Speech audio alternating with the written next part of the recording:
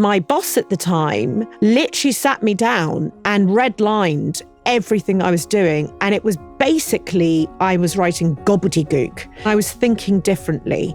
And I sort of needed to get out of the system. If anyone had said you're going to build the third marketplace in the world, are you actually off your rocker? Because Amazon, eBay, what? And then not on the high street? Of course not. It was just pure naivety. It's that wonderful state of mind where anything is possible.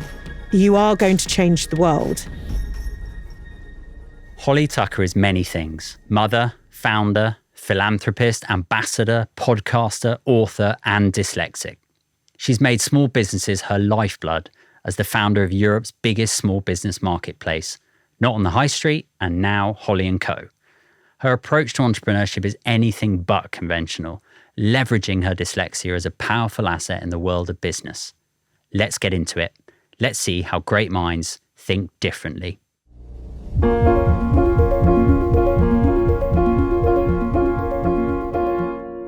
Holly Tucker, thank you so much for coming on the Hidden 20%.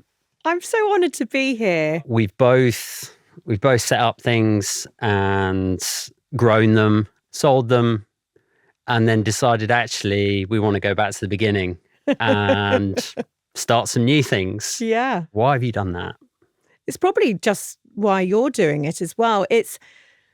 I can't imagine a world for me to live in that I'm not on a quest, some sort of quest. And for me, business is that tool that I use to be curious about the world and people. I love business, but when I speak to people about business, it's like, yeah, I am obsessed about it. But the reason I'm obsessed about it is I believe it's a tool to happiness. And I was just reflecting coming over to this podcast today, how at peace I am at this exact point in my life, because I'm at that point of building a brand. Oh my goodness. It's that wonderful state of mind where anything is possible. You are going to change the world. And so that's where I see myself. But right now, I can't see a day that is not the environment that I best operate in. I love the fact that for people listening, as you started saying that, your eyes glazed over because you came alive kind of talking about, how lovely it is to hear being at peace. I can definitely relate to that, of being in this kind of, I'm so proud and grateful for so many of the mistakes and learnings that I've made. It's great sort of taking this new risk in this new chapter with a bit more experience and a bit more wisdom. Yes.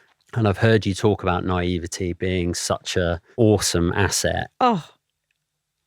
It's such a brilliant asset, and I couldn't have done Seedlit without that naivety. Yes. And I think for most small businesses, startups, you mentioned quest, and being naive is something to really hang on to and hold on to. And that's, sometimes I'm a little sad that I don't have the 100% naivety that I had at the beginning with Seedlit. Agree. I look back at those days when I started Not on the High Street, and it was just pure naivety. You know, you're just going in, and I'm sure we'll maybe talk about it, but, you know, I'm going into an industry, a world, using technology. I wasn't technical. I mean, what are you doing? I mean, if anyone had said you're going to build the third marketplace in the world, are you actually off your rocker? Because Amazon, eBay, what? And then Not on the High Street? Of course not. Actually, in hindsight, was what happened. So now, even though I don't have that purity, I try and bring it to life, or make it up like naivety, by saying anything and everything is possible. The moment it's feeling too good, we're not driving hard enough. And the moment it's wrong, we rip off the plaster straight away. And I don't know what the answer is. And so you sort of still get that feeling because you're still in the unknown. Yep. You know, I was 27 when I started Not on the High Street. when I launched Holly & Co.'s marketplace, I was basically turning 47. 20 years difference. And there is still naivety there because everything has moved on or changed, or, technology's changed, people have changed, my customers become older. So there's lots of things I don't know. I think that many people are so addicted to certainty. Aren't we on that quest to know? It's why we procrastinate and don't start. And if you could go to those people and go, oh my gosh, you're in the perfect situation right now to do something, because you're probably more likely to make a success of it the more naivety you have.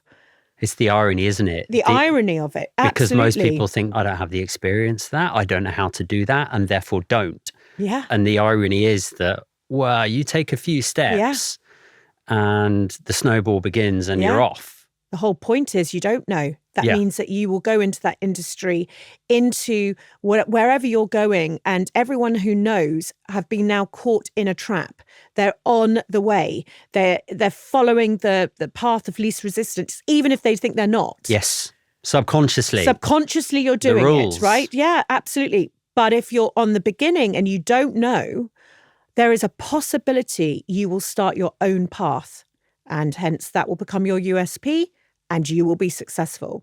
So it is the irony. We're just so wanting someone to say it's going to be okay. Yeah, or to work it out and tell us that it's all going to pan out according to your plan. Yeah. I remember the first plan I wrote for Seedlip, and now reflecting being autistic, I do not like plans changing.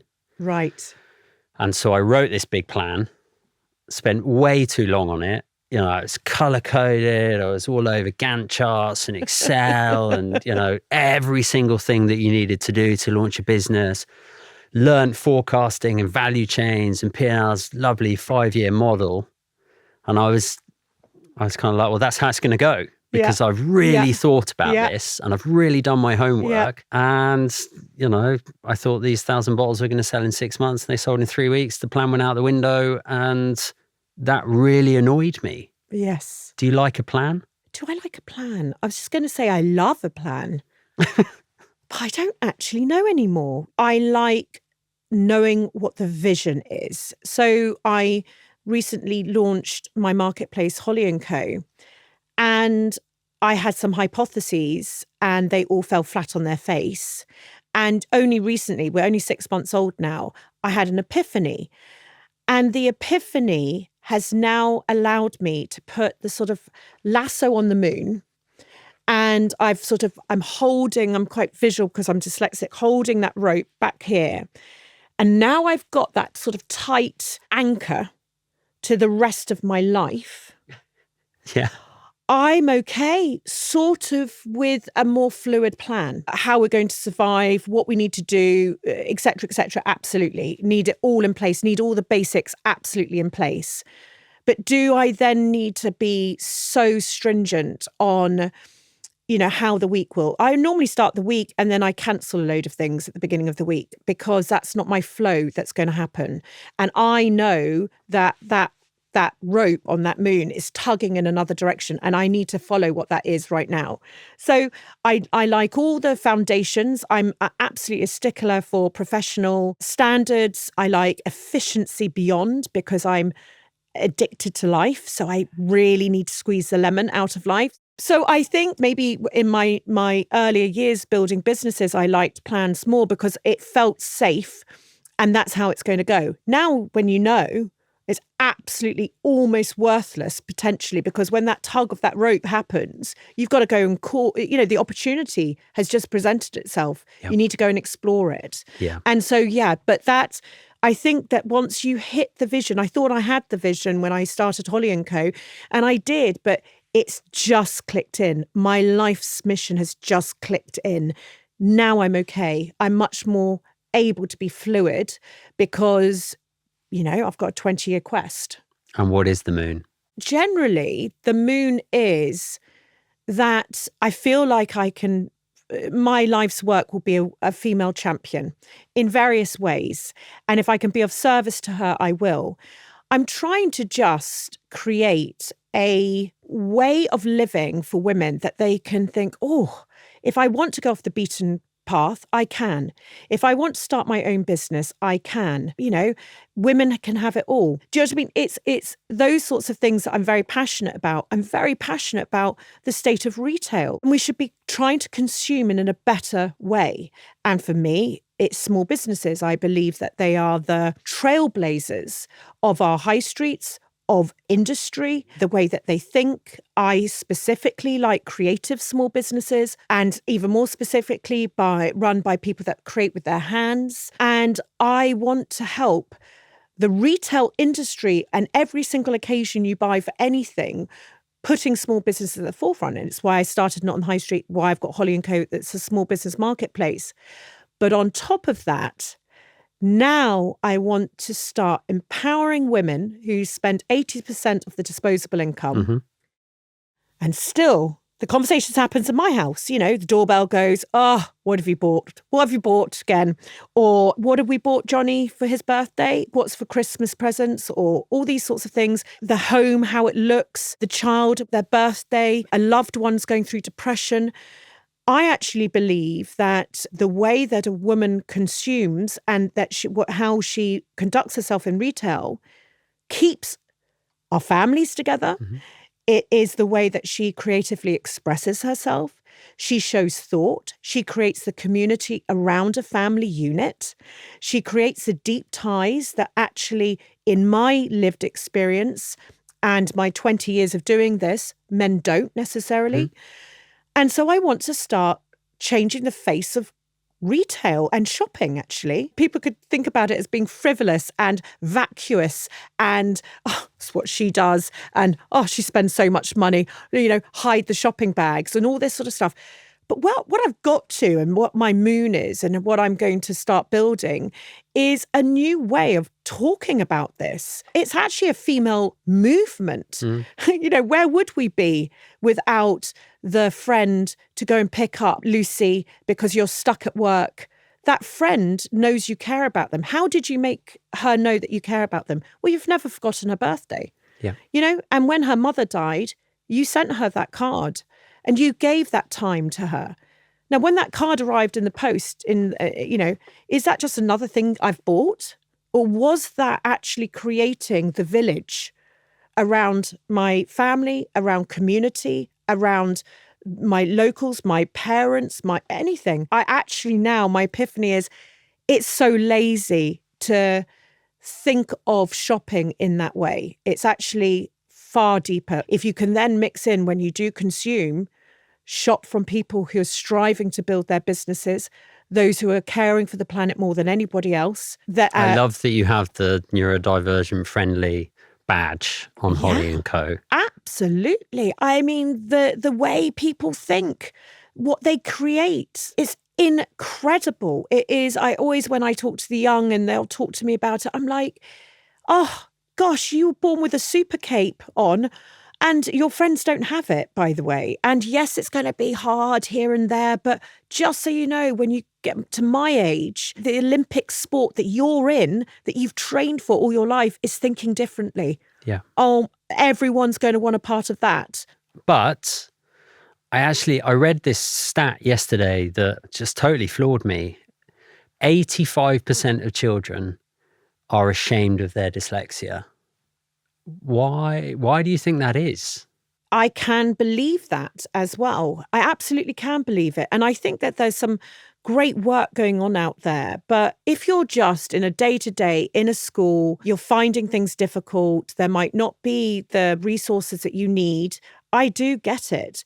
But I wish it was different because, well, I've had a podcast 4.5 years. I would say 65% of everyone I've interviewed, and I don't know that they are neurodivergent at all, but they are. So what is the chances of interviewing those who have created brands and 65, I would even say 70%? So there you are. There's the, I'm obviously not a statistician, but that is but the Entrepreneurs Neurodivergent Index seems to be, and I know there's various bits of research out there, and you can read from 40 to 60%, I think, according to the data, but there's an over-index of neurodivergence within entrepreneurship. Absolutely. Fact. Absolutely fact. Why do you think that is? Because you quietly, potentially, if you're my age, you quietly have had to go and figure out a new way of fitting in, doing what everyone wants you to do, but you've had to figure out the alternative way for you that it works. So the muscle of thinking differently, thinking creatively, winging it. I didn't go to university. I could have gone to university to do art, but on the same day as I got my A-level results, I got a job in advertising. But I had spent my 17th, 16th and 15th summer holidays working in that advertising agency. When everyone else was having fun, I'd gone to do that. But I was finding my own way. It was different and I was thinking differently. And I sort of needed to get out of the system. I didn't find out I was dyslexic really until after my exams. From the research that I know, there are a lot of people that go through school and aren't diagnosed. Yes. Especially with dyslexia. Yes. And how aware of that were you? I wasn't aware really at all. I mean, I just knew it was bloody hard work and that it wasn't natural to me and that I was just terrible at spelling and I couldn't, it's funny things like I couldn't hear words properly. Now I'm 47, it's called a Hollyism, where I still, Can we have some Hollyism? Oh, no, not at all. You can't have it. I'm still can't get to grips with how I have spent most of my life saying certain words a certain way. And then my husband will go, just say that again. And I'm like, I say it just clearly. And then he says, you do know, don't you? And I'm like, are you joking me? Because I just said that in a speech in front of 1,000 people yesterday. So I'll give you one. I'll just give you one. Like a damp squib, right? Yeah. No, for me, it's a damp squid. Okay. Because a damp squid, you have a damp squid on your head, imagine, yeah? I by the way, it goes on. It absolutely goes on. And so it's just like one of these things. So that was always in my life. It's like when people must have spoken to me when I was younger. I mean, honestly, I might have had my own language going on. So that's how it was showing up. But did it then mean I started to over-index or work a muscle in another side of my life? Yes. I feel like empathy and connection and wanting to be the storyteller of other people, my muscle was becoming stronger in that side of that deep connection with people. And so that's what I've done all my life now. And so, yeah, okay, that it was difficult, but it also gave me the superpowers that today have created businesses. How did you saying I'm dyslexic, how did that come about? I was working in advertising and I was having to edit scripts and for TV advertising. This is the days where it was nice and basic, right? You had radio advertising, print and TV. Hello, how nice would that be now? And I would have to write a script I was doing all these things. It's quite extraordinary when I look back. I was 18 and my boss at the time literally sat me down and redlined everything I was doing. And it was basically, I was writing gobbledygook. I mean, probably I wasn't, but she was highly intelligent as well. So it didn't help. And I was 18 and she wasn't. But the point was, you couldn't trust me to write. So then obviously your confidence goes within a work environment. This continued. Obviously I got better because I knew what I had to do and how I had to perform. And then when I started Not in the High Street, my business partner, Sophie, we always laughed that she could literally rewrite the English dictionary and probably make it better. I'd write an email and I'd need to send it to her to get it checked before I sent it out. Now we're business partners. We're women in business, in tech. And I'm writing emails and sending them to her to check.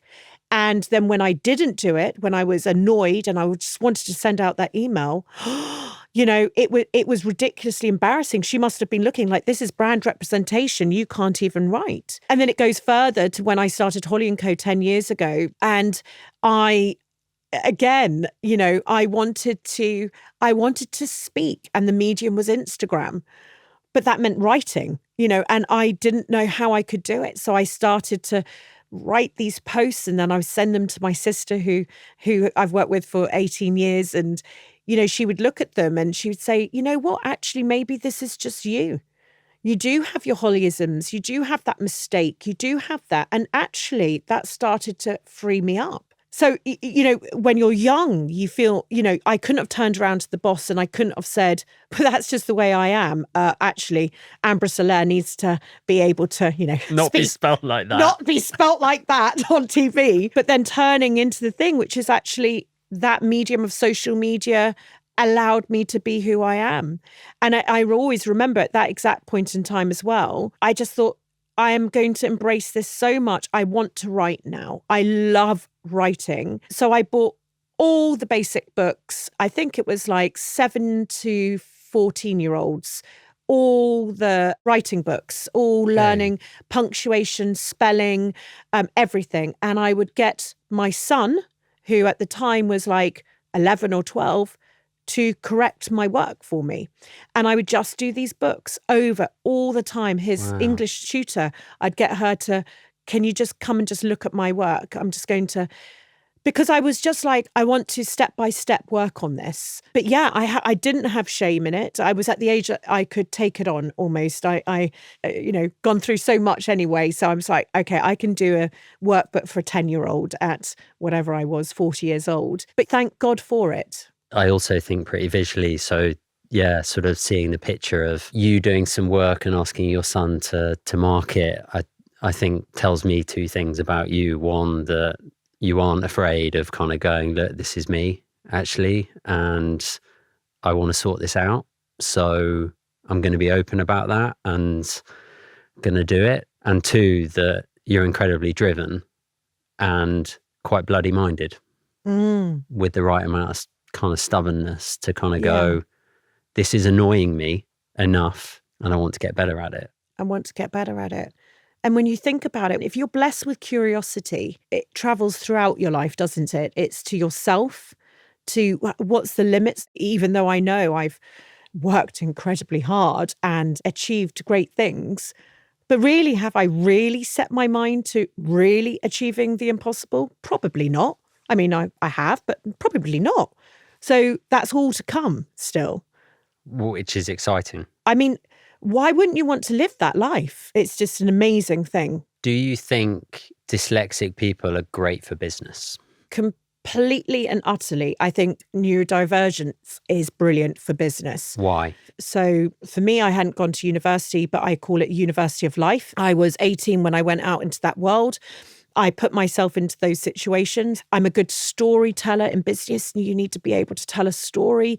You need to take an investor on a journey, even though you've got nothing to show, but they actually feel like they're in the success in 5 years' time without doing anything. You've just had coffee.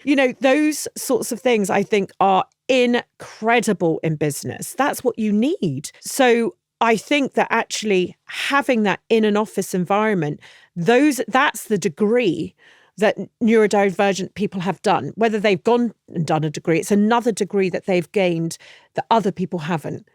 And you've had those tests and those obstacles and those real opportunities to build muscles and resilience. It's really easy, isn't it, to kind of, read your Wikipedia page and look at all your achievements and see this amazingly successful lady.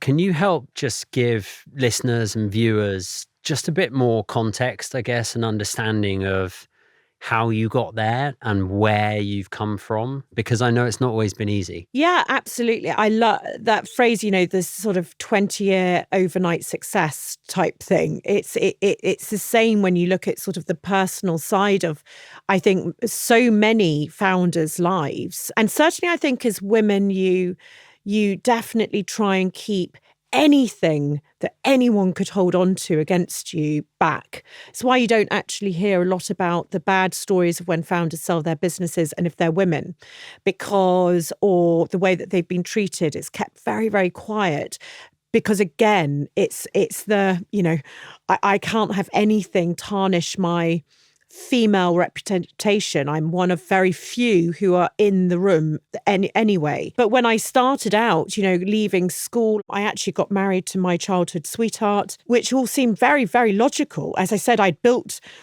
the story. I knew what I was doing. And actually that ended up not working and divorcing at 23, and I've got a son that's about to be 20. And I'm thinking, my goodness, I was young. And at the same time, I found out I had a brain tumor, which is all fine. But at the time, it wasn't. And, it doesn't have to be operated on. And I live with it. But it was a very dark time. I piled on so much weight. I had hormonal issues.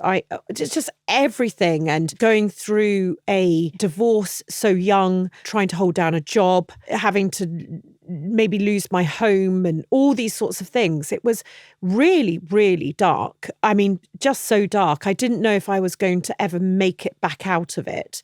And that's again where I look back and it was business that saved me. And so maybe that's my love affair with business. I mean, it just needs to be a sexier story, but I started building wreaths, right? I was going to, not like death wreaths, like chili and tangerine wreaths, because you need one of those.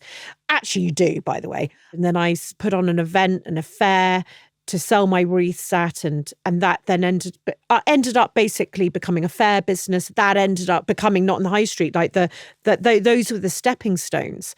But to get to that point, why I was building that first wreath was because I was at the lowest ebb of my life. I had, I'm all or nothing. I'd given myself in. That was my identity. And now it was just been taken completely away. And who was I? Just even building a business, but you will know the strain that puts on people. And are you going to make it? And how are you a mother when you've missed their first steps and you've missed, do you know what I mean? Every single sports day you have missed, and still today the challenges, and it will and it will continue, won't it?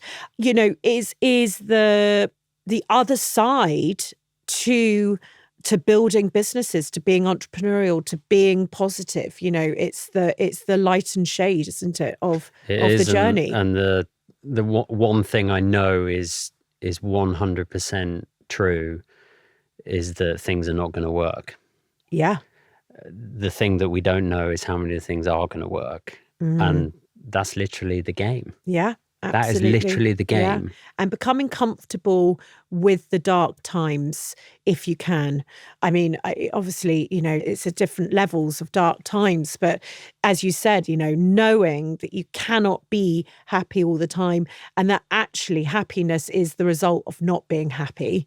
So you have to have that balance. But I think, you get that as you're wiser and become older. But going through that time in my my late teens, early 20s, never repeat it again. Let's put it that way.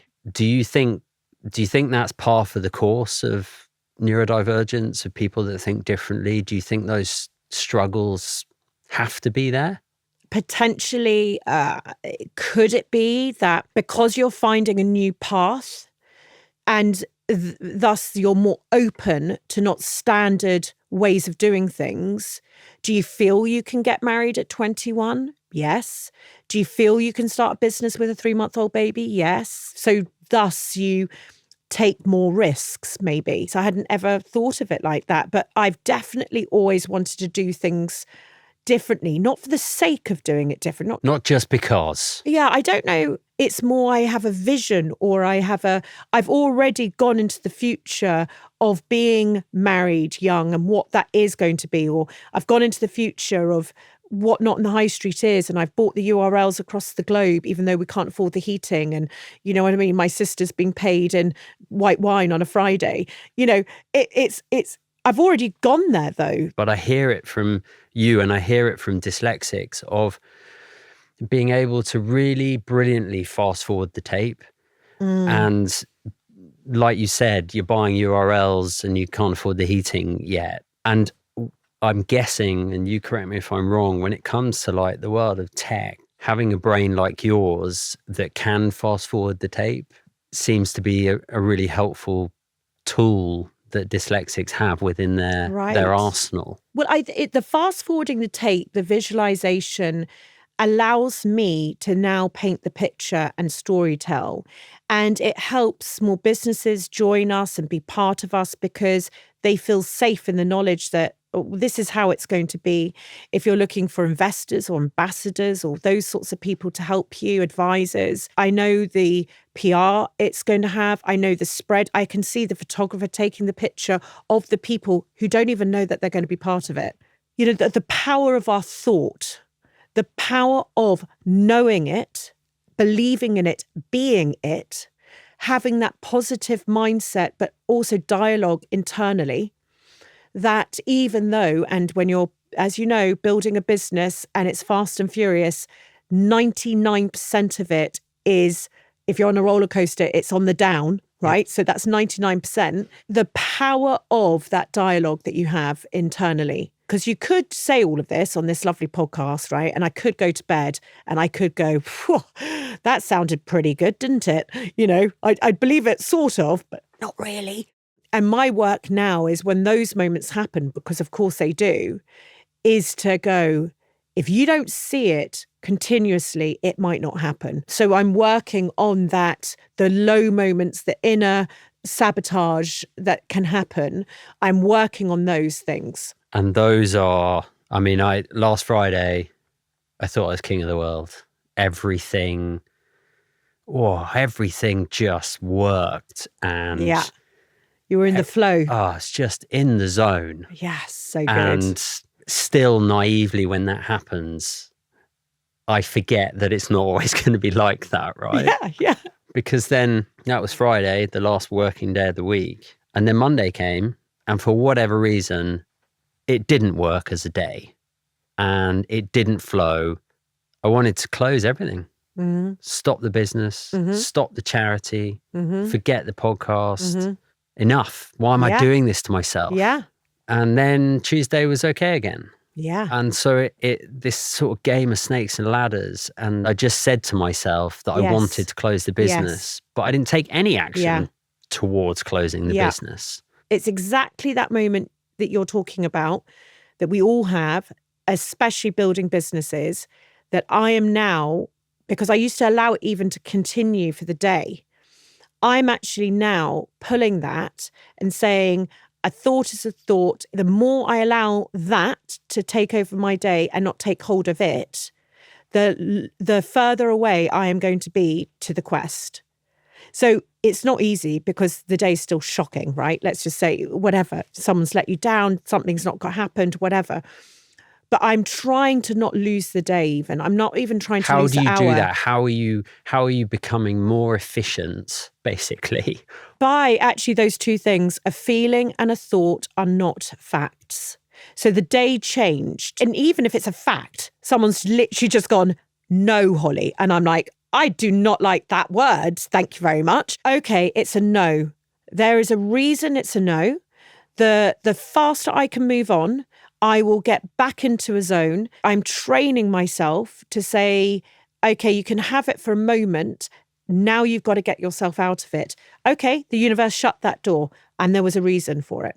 There was a reason for it. Okay, but even if that's an absolute load of bollocks, then that's fine. That's what my brain needs to hear. You know, there was a reason that happened. That's because that wasn't going to work out. But I think the most important thing you said there is rather than ignore it or pretend it's not there, you acknowledge it and you feel it and you kind of go, okay, this is a shit time right now. Oh my gosh. You know, I just already visualized the next 3 years with you in it. What are you talking about? No, right? Yeah. And so then you have to go, okay, rewind those 3 years.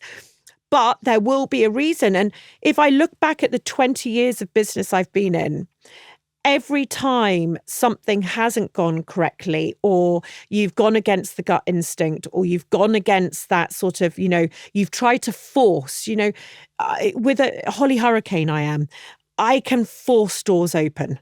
The door is shut, the door is shut, the door is shut. I force it open. I actually have that ability to do it. I should never force the door open.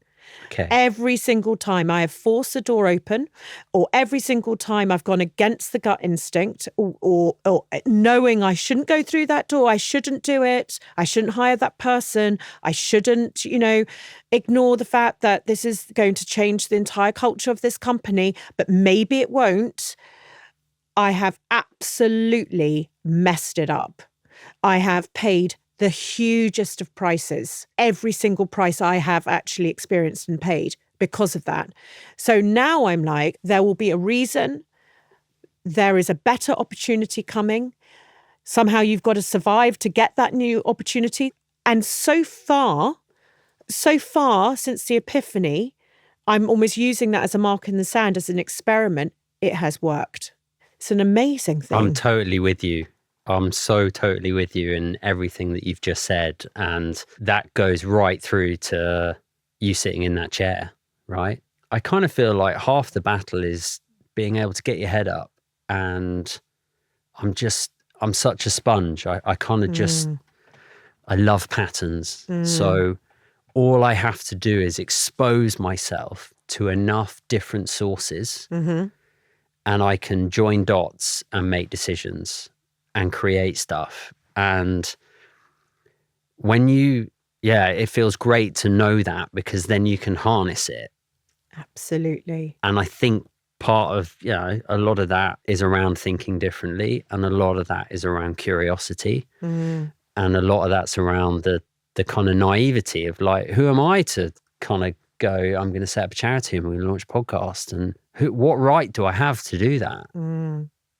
Well, I don't know what right I have, but I'm going to ask, because they can only say no. They can only say no. Isn't that amazing? It's what you want to say to children.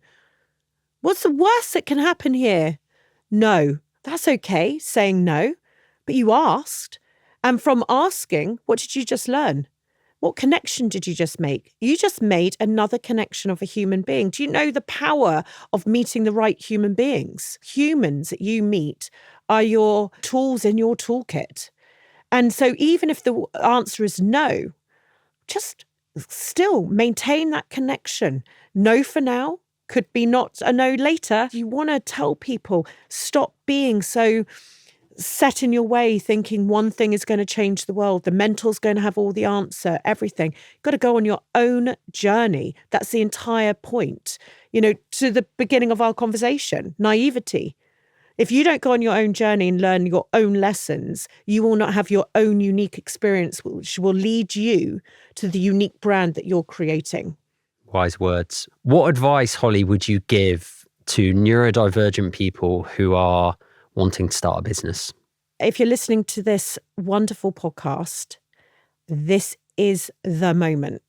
Whether that is to start your business, whether that's to pick up the phone and hear no, whether that is to make that decision that seems scary because you absolutely have not a clue what you're doing, this is a sign. And this is a sign.